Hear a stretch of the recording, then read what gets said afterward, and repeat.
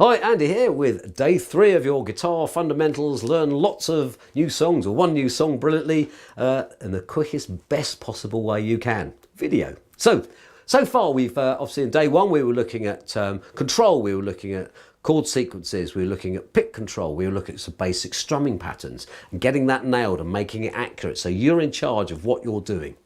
Day 2 we went on to timing. As we explained, I explained, no one else did. As I explained, if the timing is not there, you may as well forget it. You can't start learning complicated rhythm patterns. You need to learn it in isolation. Once you've done that, then you can progress on to learning some rhythm patterns, which is what we're going to do in this particular video, which will build you up to be able to play The One I Love by REM. But more than that, it will give you the confidence to be able to express yourself and put your own little style on the song as well. You don't want to be, and I've never learned songs, oh, it's that note, it's got to be like this. You know, put your own style on it. You know, if you see famous bands doing covers, they don't just imitate it. They put their own sort of style and mark on it, which will give you have the confidence to do that once you've gone through this video. And we're going to be playing along to the backing track we made as well, so you will really, really be able to nail everything and be able to play The One I Love all on your own. So anyway, enough waffle, let's get cracking. Right, so we're now going to play along with the backing track. I'm just going to talk you through just a little bit of it. Obviously you can play it along to your heart's content. I'm just going to give you an idea on the timing to start off with, because obviously we've covered the timing. When the drums start, there's a count of 2. The drum will start and go 1, 2, and then you're straight in 1, 2, and the 3 is your first downstroke, which will start a 1 count. So it goes 1, 2, 1, 2, 3, 4, playing the chords, okay?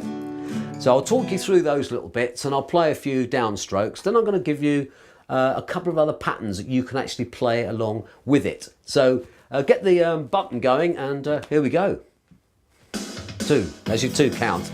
And this is the intro, as you can hear. I've got my guitar on there just playing the intro. There's other guitars going on as well, which a bit more complicated. So you're starting getting into it. So now it's 1, 2, 3, 4. Much quicker. It's about 128 beats per minute. 1, 2, 3, 4. 1, 2, 3, 4. 1, 2, 3, 4. 1, 2. See, just that in your mind. 2, 3, 4. And I'm now going to just play the basic downstroke pattern that we've been doing, okay? 1. So just doing the counting in the head.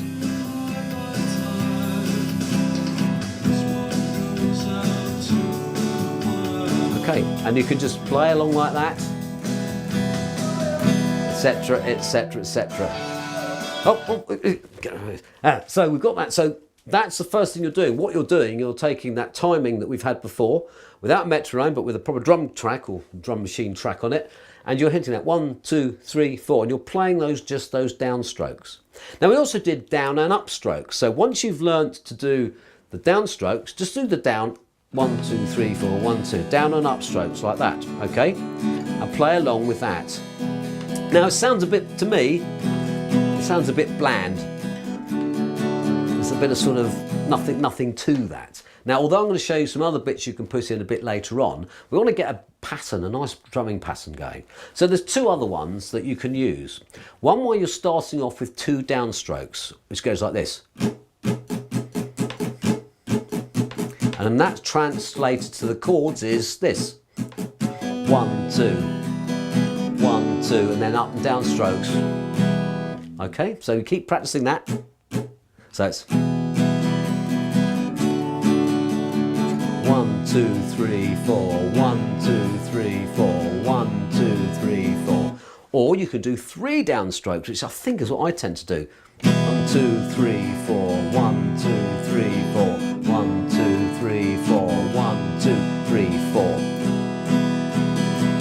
So you have your basic one, you have your down ups to get you in the time, and then you've got 2 different patterns. So 1, 2, 3, 4. Or you have 3 downstrokes. Practice those without the backing track, just getting used to those. Or the 3 downstrokes, keeping that counting in your head. So what I'm going to do now, We're going to play the backing track just a tiny little bit, and I'm just going to start off playing with the 2 downstroke ones and then the 3 downstroke ones. And you'll hear how the rhythm pattern is starting to develop. There's more to put in it yet, but this will give you a really good basis for the strumming pattern. So here we go then.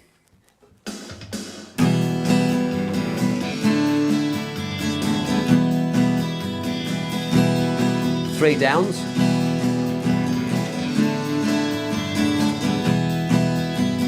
And that's it. So, I just can't operate that thing. So yeah, so you're keeping that 1, 2, 3, 4, 1, 2, 3, 4, or 1, 2, 3, 4. You're not really changing it beyond, just doing a little bit of an embellishment there. You may hear that I'm actually probably hitting the downstroke slightly harder, which is intentional but not intentional, if you know what I mean, because we will actually consciously think about that just a little bit later. So play through that backing track using the chord structure charts, play through it using so the structure and the chord charts. I know you probably know those already, varying the D and the D sus2, sorry, but making sure you keep that pattern really, really clean. So choose the pattern that you like or vary it. It doesn't really matter. So that's all we have with the backing track now. Now we're going to sort of like look at something just a little bit more complex. So now how can you make that rhythm pattern even better? So we're going to look at pauses, not pauses, but pauses, triplets and accents. So by that, I'll show you what I mean. But we're going to start off, but looking at how to put some pauses in. Just doing the same old strumming time and time again is not necessarily great. So when you've played the G, D and C, what I like to do is put a small pause in before I hit my E minor chord. And by that I mean this. And we've now gone to the E. So I'm just faking a downstroke and then coming into it. So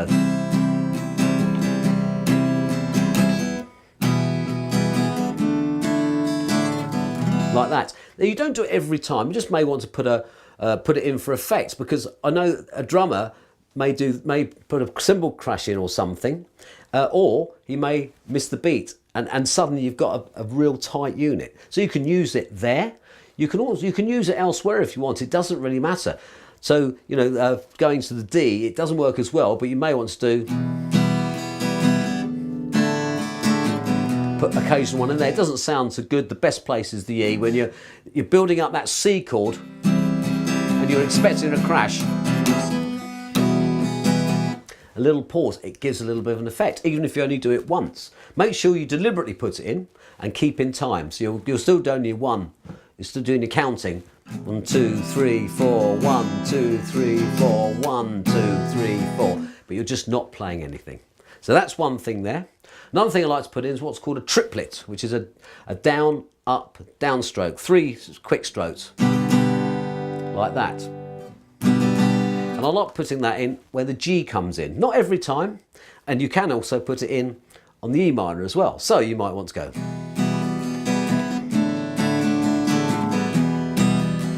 And you're coming to the G. You could even put it on the C. Pause. A bit out of time, but see what I'm getting at? You can put those bits in there.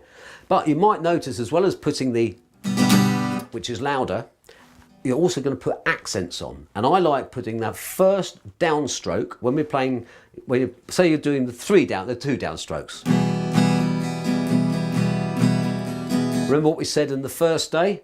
Grip your plectrum slightly harder, not too hard, and maybe put the first 2 strokes down slightly more harshly. So you're playing your C chord.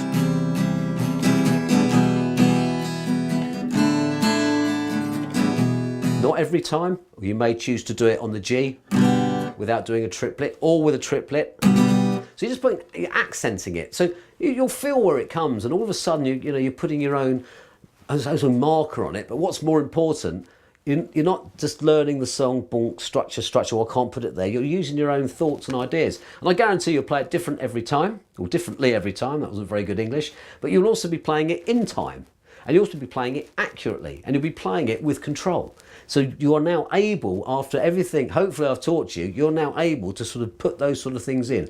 Not all of them work. That's what's so beautiful. Sometimes you think, oh, it didn't sound very good. It may be those pauses don't work. When I play in my band, it works because I think everyone doesn't do the accent there. So it just sort of evolves. So just keep on practicing those. You have so much more fun just jamming through with the backing track, putting your own little bits in it. Pauses, accents, triplets, or something else that you may want to slow it down and put some muting on. It doesn't matter, but what I'm trying to get across to you is you've now got the confidence to play this song and actually put your own stamp on it. And hopefully you're just about there now. So I hope you've really enjoyed that, and it's provided you with some fantastic stimulation to get your guitar journey started. It's really good fun. We've covered a lot in 3 days, a hell of a lot. But you know, hopefully you can now play a song with confidence. And yes, okay, there's a lot more to work with. There's more stuff we haven't covered, but you know, this is really good foundation for you. And if you've really enjoyed it and it's the sort of thing you want to learn, please check out our 6-week guitar course, which basically does this song and many more, but it does it in a lot we're doing a lot more detail, so you really get down to the roots of it. Not just your basic strumming, we'll teach you some melody lines, we'll teach you little lead solos, everything, but all at a nice basic level to really get your journey started. So please check out our 6-week guitar, and without a shadow of doubt, I hope to catch you all really soon. Ciao for now.